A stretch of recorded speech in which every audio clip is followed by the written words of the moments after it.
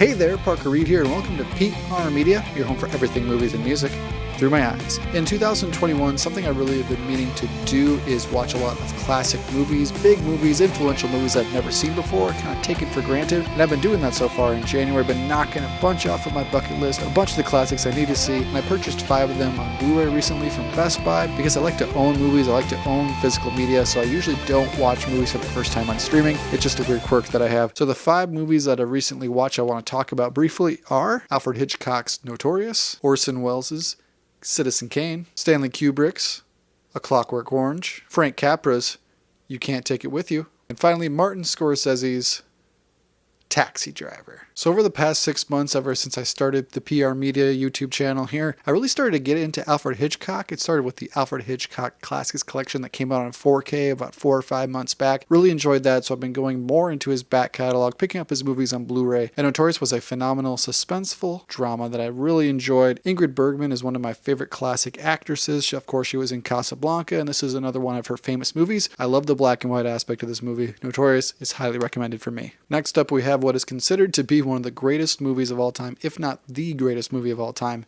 It's Citizen Kane. Do I think this is the greatest movie of all time? No, but obviously it wasn't made for me. It was made in 1941. My grandparents were barely alive at the time. I think this is a phenomenal drama. It's a great character study, and it's just a very sad movie, and it points towards you can have as much as you want in the world, but unless you have that love, affection, and human connection, your life is overall just pretty meaningless, and it ends pretty drably, but overall I did enjoy it. Its influences are scattered throughout history, and I hope this gets a 4K release because the fact that one of the greatest movies of all time isn't on 4K yet, it's a bit of a travesty. Next up we have A Clockwork Orange, and I've heard this movie's messed up. I've seen bits and pieces on YouTube and in other things before, but to actually sit down and watch the full thing straight through, this movie is mentally, physically, and just in every way disturbing. It's a great look at society and what can happen when things start to break down. Were some of the parts hard to sit through? Yes, but not because they were badly done or the movie was bad. It was just really hard to look at, and some of the scenes were so suspenseful that I was just drenched in it. I think this movie is really solid. It's one of my favorite Stanley Kubrick movies. I like it better than 2001: A Space Odyssey, and I like it better than The Shining. I think this movie is a standout and another one that you really need to check out if you haven't yet. Just make sure you don't watch it with any kids. My favorite classic actor that I've grown to really enjoy in movies like Vertigo and Rear Window and It's a Wonderful Life is Mr. James Stewart. And another one of his classic movies is, of course, the Oscar-winning You Can't Take It With You, based on a play. And this movie really feels like it is based on a play. It doesn't have a lot of different scene changes. It's mostly set in one house. But I really enjoyed this movie. I like James Stewart's quirky, very stereotypical 30s, 40s accent and demeanor. It's quite charming, and he's a quite charming actor overall. I thought this was a nice, fun love story and a look at how family is the most important thing. Similar to Citizen Kane in a lot of ways, and where you're looking at the rich and how they really don't have that much at the end of the day besides money. A lighthearted and fun film, but there were some scenes with some firecrackers that got so damn loud it physically scared me. I thought the cops were going to be called because people thought there was guns going off. It's that loud, but I enjoy this movie a lot. And the last movie I'm going to talk about today is one I'm shocked I haven't seen before because I love what the movies that it's influenced. It's Robert De Niro in Taxi Driver. I love Joker. It was my favorite movie of 2019, and its influences are so heavily drawn from this movie, especially that gun to the head scene that happens at the end of Joker,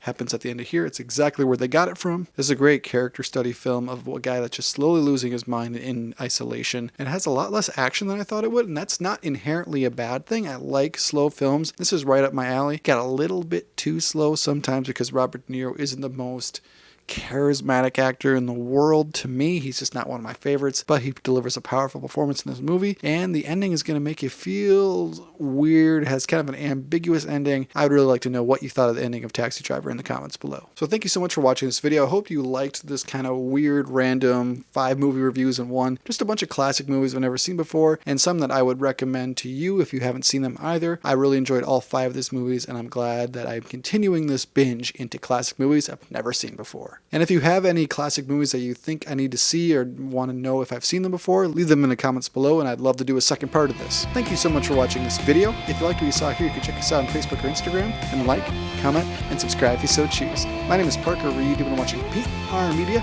Keep supporting physical media, and I'll see you next time. Thanks, guys.